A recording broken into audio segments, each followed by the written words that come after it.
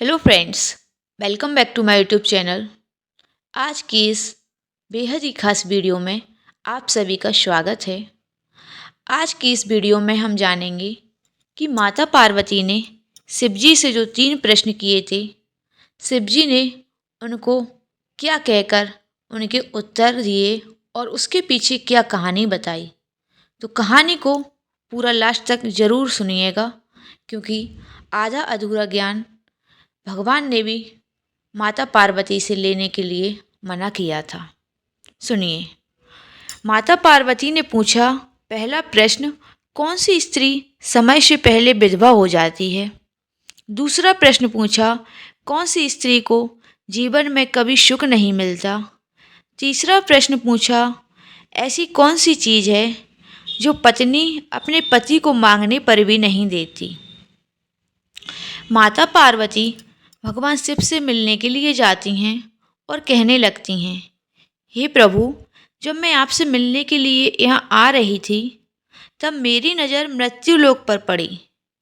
वहाँ मैं क्या देखती हूँ कि 3 स्त्रियाँ जो आपस में सहेली हैं, उनमें से 2 स्त्रियाँ विधवा होकर के दुखी जीवन जी रही हैं, जबकि एक स्त्री स्वाधीन होकर के अपने पति के साथ सुखी जीवन जी रही थी।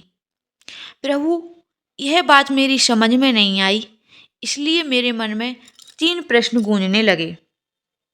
अब मैं आपसे चाहती हूँ कि आप मेरे तीनों प्रश्नों के उत्तर देकर मुझे संतुष्ट करने की कृपा करें। इस प्रकार माता पार्वती की बात सुनकर के भगवान शिव कहते हैं, पार्वती, तुम मुझे अपने तीनों प्रश्न बताओ, मैं तुम्हारे प्रश्नों के उत्तर देकर तुम्हें पूरी तरह संतुष्ट करने का प्रयास करूँगा।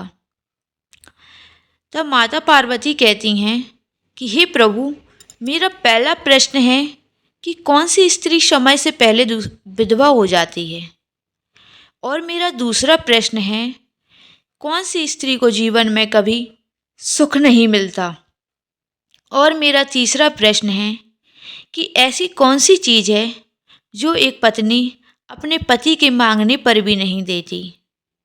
इस प्रकार माता पार्वती के प्रश्न सुनकर भगवान शिव कहने लगते हैं कि पार्वती, तुम जिन 3 स्त्रियों की बात कर रही हो, उनमें से 2 स्त्रियां विधवा होकर के अपना दुखी जीवन जी रही हैं, और वहीं पर एक स्त्री सुहागिन होकर के अपने पति के साथ अपना सुखी जीवन जी रही है। तुम जानना चाहती हो आखिरकार ऐसा क्यों हो रहा है? तो मैं तुम्हें एक छोटी सी कहानी सुनाता हूँ।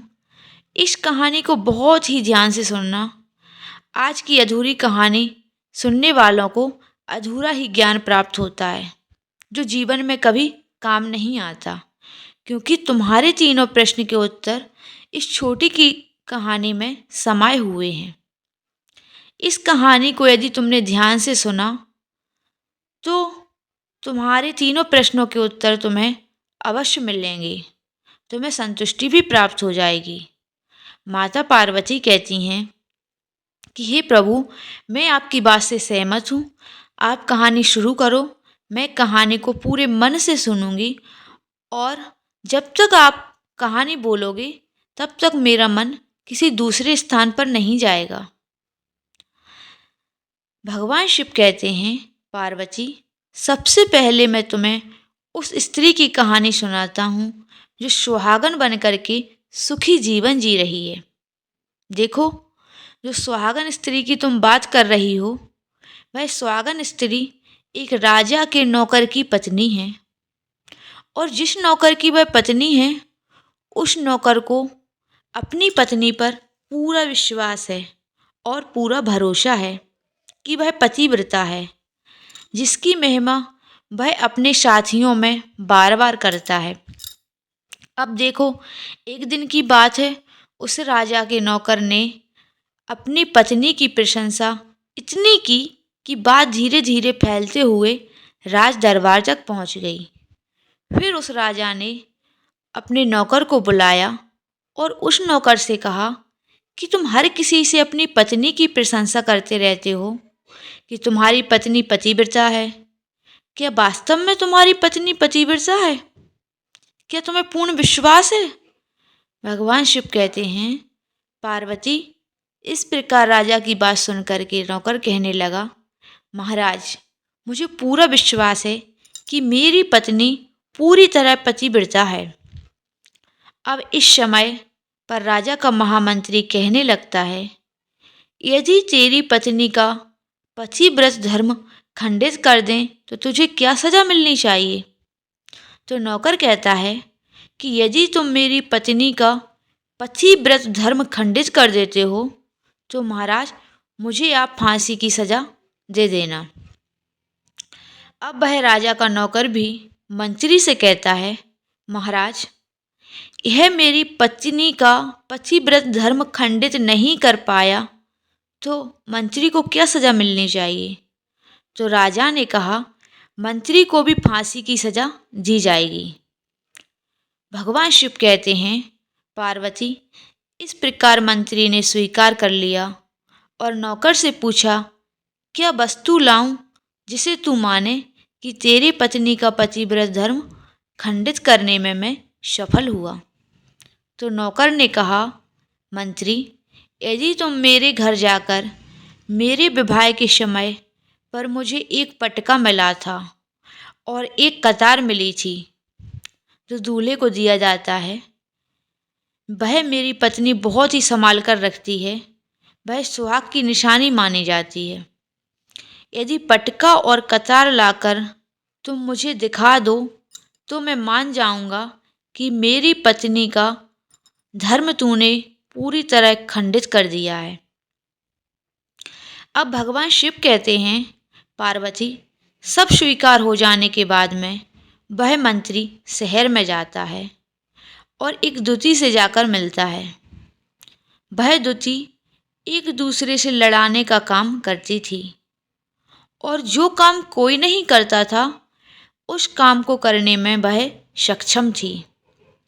फिर इस प्रकार उस मंत्री ने उस दूती को अपने स्वार्थ के लिए बुलाया और दूती से कहा, देखो, इस नाम का एक व्यक्ति है, उससे मेरी एक शर्त लगी है।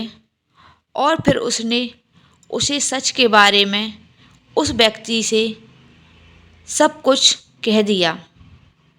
फिर वह उसे दूती से कहने लगा कि तू कैसे भी करके उस स्त्री से मेरा संपर्क करवा दे, तुझे जितना धन चाहिए मैं उतना धन दे दूंगा। भगवान शिव कहते हैं, पार्वती, इस प्रकार मंत्री की बात सुनकर के दूती कहने लगी, भाई, तू उस औरत के बारे में बात मत कर, और वह औरत पूरी तरह से पतिव्रता है, वह तेरी ओर देखेगी ही नहीं, तेरी शकल भी नहीं देखेगी, और उसके परिवार वाले भी खूंखार हैं, तेरी खाल उतार लेंगे। तो मंत्री कहने लगा, ठीक है, यदि तू मेरा संपर्क नहीं करवा सकती तो एक काम कर दे, उसके घर पर जाकर के पटका और कतार चुरा कर मुझे दे दे, और उसकी पत्नी के गुप्तांग में के पास में यदि कोई चिन्ह है तो वह चिन्ह भी मुझे देख कर के बता दे, फिर मैं तुझे मुंह मांगा इनाम दूंगा। भगवान शिव कहते हैं, पार्वती, यह बात दूती की समझ में आ गई। उसने कहा, ठीक है, मैं तुम्हारा काम अवश्य करूंगी। नौकर शहर में रहता था। दूती नौकर के घर जाती है और उसकी पत्नी से जाकर बोलती है, बेटी, मैं तेरे पति की बुआ हूँ, मैं कई वर्षों के बाद यहाँ आई हूँ। उस स्त्री ने कहा, आओ बुआ जी, मैंने आपको पहले कभी नहीं देखा, इसलिए नहीं पहचान पाई। और इस प्रकार उस दूती को उस नौकर की पतिव्रता स्त्री ने बहुत बड़ा सम्मान दिया, और मगर उसे क्या मालूम था कि उसके साथ में यह छल करने आई है। अब भगवान शिव कहते हैं, पार्वती, इस प्रकार दूती उस पतिव्रता स्त्री के साथ में 2-3 दिन तक रुकी। जिस समय वह स्त्री स्नान करने लगी तो दूती उठ कर के उस पतिव्रता स्त्री की कमर को मलने लगी उस पतिव्रता स्त्री ने बहुत मना किया, फिर भी वह द्युति नहीं मानी और कहने लगी, मुझे तो तुम बेटी से भी प्यारी लगती हो और तुम मना मत करो। काफ़ी दिनों के बाद मेरी मुलाकात तुमसे पहली बार हुई है। अब ऐसा कहकर वह दोनों हाथ मुंह पर फेरने लगी। फिर आंखों के धोने के बहाने उस द्युति ने उस पतिव्रता स्त्री की आंखों में पानी मार दिया और उस स्त्री की आंखें बंद हो गईं। इस प्रकार गुप्तांग के पास जांघ पर उस स्त्री के एक तिल था जो उस द्युति ने देख लिया। बस उसका काम बन गया। उधर स्नान करने के बाद वह पतिव्रता स्त्री रसोई में खाना बनाने गई। तब मौका मिलते ही द्युति ने वहाँ से पटका और कतार चुरा लिया और वहाँ से चुपके से भाग आई और जाकर के द्युति ने वह पटका और कतार मंत्री को दे दिए और उस पतिव्रता स्त्री की जांघ पर तिल के निशान भी बता दिए। भगवान शिव कहते हैं, पार्वती, फिर वह मंत्री पटका और कटार लेकर सीधा राजा के दरबार में पहुंचा और राजा से जाकर कहा, महाराज, मैंने नौकर की पत्नी के पास में 2 दिन बिताए और यह पटका और कतार उसी से लेकर आया हूँ। फिर तो राजा ने दरबार लगाया और नौकर को बुलाया तथा महामंत्री में सभा में पटका और कतार नौकर को दिखाने के लिए कहा और फिर राजा की आज्ञा पाकर मंत्री ने उस नौकर को पटका और कतार दिखाई और उसकी पत्नी की जांघ का तिल भी बताया। नौकर मान गया कि वास्तव में आज मेरी पत्नी ने अपना पतिव्रत धर्म पूरी तरह से भंग करवा दिया है। भगवान शिव कहते हैं, पार्वती, फिर तो राजा ने फांसी का दिन 15 दिन के बाद रख दिया और कहा, नौकर को 15 दिन के बाद फांसी पर चढ़ाया जाएगा। और इस प्रकार नौकर ने से उसकी अंतिम इच्छा पूछी तो नौकर ने कहा, मैं अपनी पत्नी से अंतिम बार मिलना चाहता हूँ। भगवान शिव कहते हैं, पार्वती, इस प्रकार राजा ने उस नौकर को आज्ञा दे दी कि ठीक है, तुम अपनी पत्नी से मिल सकते हो। फिर नौकर अपने घर गया और अपनी पत्नी से कहा कि तुमने मेरे साथ में बड़ा धोखा किया है। मैंने तुम्हारे विश्वास पर मंत्री से ऐसी शर्त लगाई थी कि राजा के दरबार में राजा के सामने मैंने कहा था कि मेरी पत्नी का पतिव्रत धर्म कोई नष्ट कर दे तो मुझे फांसी लगा देना। अब मुझे 15 दिन के बाद फांसी लगा दी जाएगी। मेरे साथ विश्वासघात करके तुमने ठीक नहीं किया।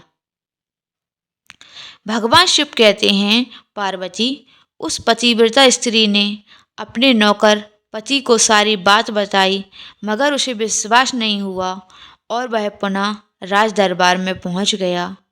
फिर उसे कैद में डलवा दिया गया। अब उधर नौकर की पतिव्रता पत्नी ने परमात्मा को याद किया और राजा के दरबार में गई और राजा से नाच दिखाने की आज्ञा मांगी। भगवान शिव कहते हैं, पार्वती, उधर नौकर की पतिव्रता पत्नी ने परमात्मा को याद किया और अपना भेष बदलकर राजा के दरबार में गई। राजा से नाच दिखाने की आज्ञा मानने लगी क्योंकि वह स्त्री बहुत ही सुंदर थी और इधर राजा शौकीन थे। इसलिए राजा ने आज्ञा दे दी कि सभी मंत्री आदि उपस्थित होकर के इस सुंदरी का नाच करवाने की पूरी व्यवस्था करें। भगवान शिव कहते हैं, पार्वती, फिर तो सब महामंत्री राजा आदि दरबार में उपस्थित हुए। फिर उस नौकर की पत्नी ने जब नाचना शुरू किया तो राजा को उस स्त्री का नाच बहुत ही सुंदर लगा और फिर राजा ने कहा, तुम मुझसे क्या मांगना चाहती हो?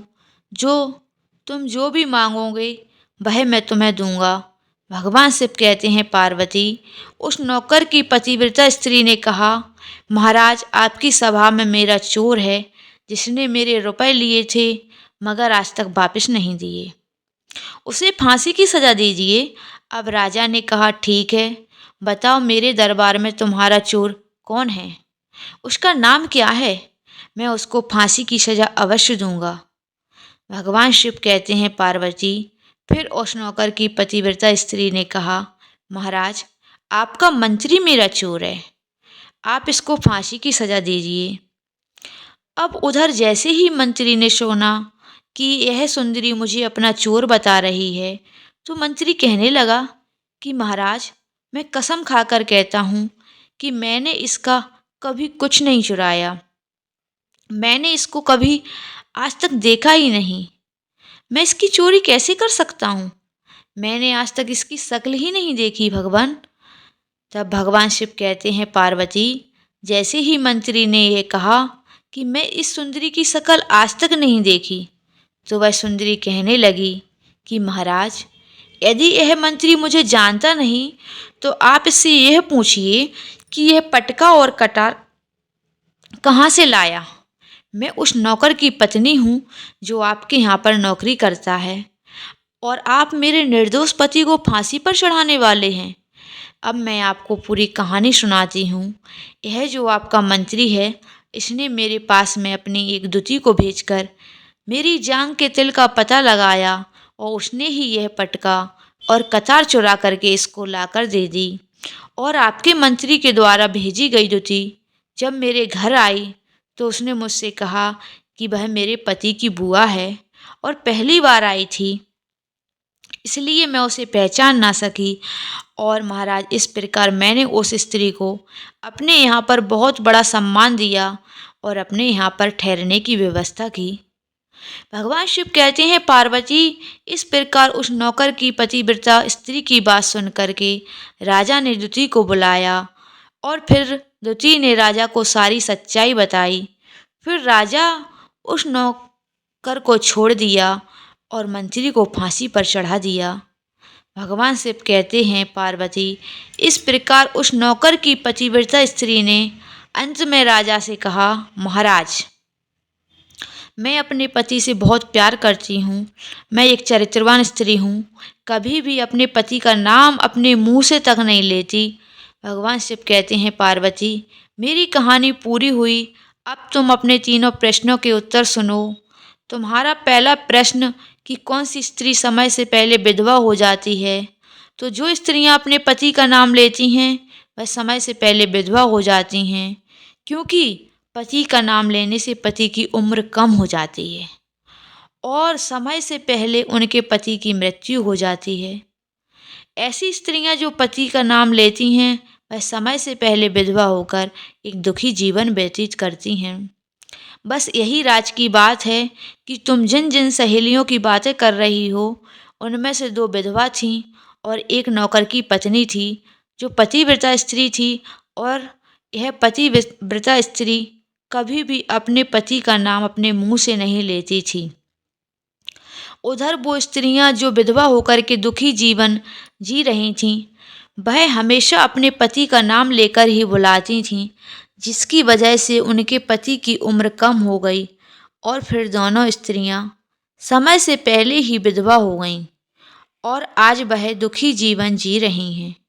इसलिए कभी भी स्त्री को अपने पति का नाम मुंह से नहीं लेना चाहिए।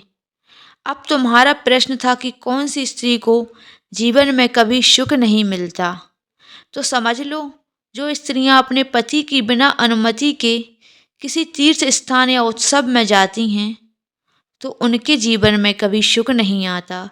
ऐसी स्त्रियां जीवन में दुखी रहती हैं और उन्हें पति का कभी प्रेम नहीं मिलता। अब भगवान शिव कहते हैं, पार्वती, तुम्हारा तीसरा प्रश्न था कि ऐसी कौन सी चीज़ है जो एक पत्नी अपने पति के मांगने से भी नहीं देती, तो समझ लो वह चीज़ गाली है। जो एक चरित्रवान स्त्री अपने पति को गाली नहीं दे सकती, जो स्त्री गाली देती है वह स्त्री कभी भी चरित्रवान नहीं हो सकती, और ऐसी स्त्री जीवन भर रोती है, उसके जीवन में कभी सुख की घड़ी नहीं आती और समय से पहले स्त्री विधवा हो जाती है।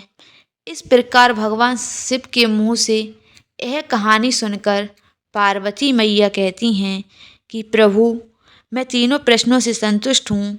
स्वामी, वास्तव में जो स्त्री चरित्रवान होती है वह कभी दुखी जीवन नहीं जीती, क्योंकि ऐसे घर में लक्ष्मी का सदा वास होता है और घर धन धान्य से हमेशा भरा रहता है। ऐसी स्त्रियां हमेशा घर को स्वर्ग बना देती हैं। अगर वीडियो पसंद आया हो तो वीडियो को लाइक करें, चैनल को सब्सक्राइब करें और अपने दोस्तों के साथ शेयर ज़रूर करें। धन्यवाद।